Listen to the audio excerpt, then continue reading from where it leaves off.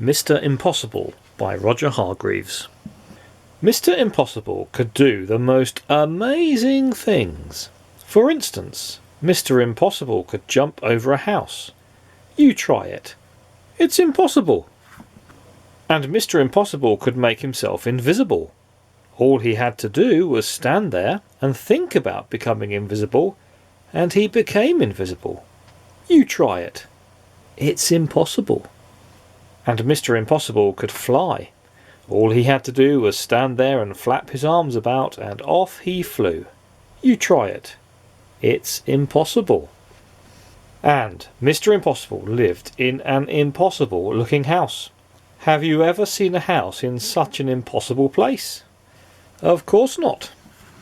One day, Mr. Impossible was out walking in the woods when he met a boy called William. William was on his way to school. "Hello," said Mr. Impossible. "Hello," replied William. "I'm William." "I'm Impossible," said Mr. Impossible.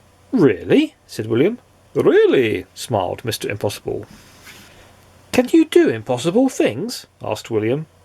"Haven't come across anything I couldn't do," replied Mr. Impossible modestly.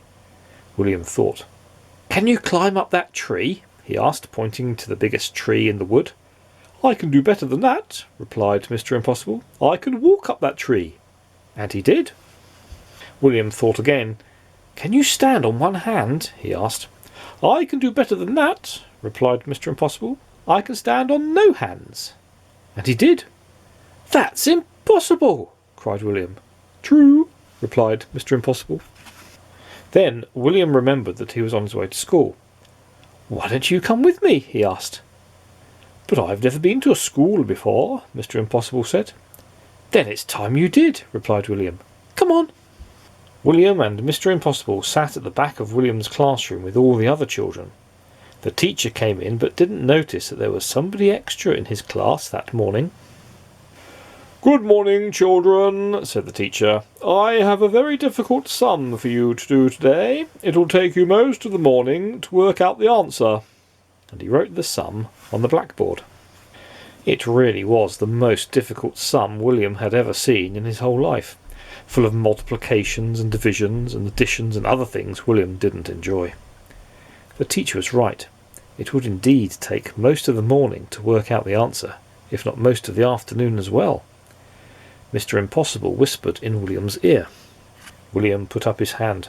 "Yes, William," said the teacher. "Is there something about the sum you don't understand?"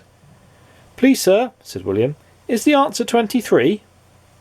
The teacher was very, absolutely, totally, completely amazed. "How did you work out the sum so quickly?" he gasped. "It's impossible." "Nothing is impossible," said Mr. Impossible from the back of the class, and stood up. "Well, I never did," exclaimed the teacher. After that, Mr. Impossible spent all day at the school. He showed the teacher how he could read a book upside down. "That's impossible," said the children who were watching. "Absolutely," replied Mr. Impossible. Then William asked Mr. Impossible if he would like to play in the school football match. "Oh, yes, please," replied Mr. Impossible. "I've never played football before." And do you know what he did? He kicked the football so high into the air that when it came down, it had snow on it. What an impossible thing to do! Then it was time to go home. Mr. Impossible said goodbye to all the people at the school, and then said goodbye to William. "Goodbye, Mr. Impossible," said William.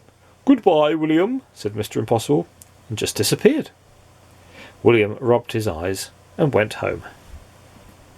William's mother and father were waiting for him. "Hello, William," they said. "Did you have a good day at school?" "Yes," replied William, "and I met somebody who could do anything in the world." "Really, William?" they both laughed. "You're impossible." William smiled and went inside. And 100 miles away, a small figure was listening to what William's mother and father were saying, and he grinned an impossible grin, and then he went to sleep, standing on his head.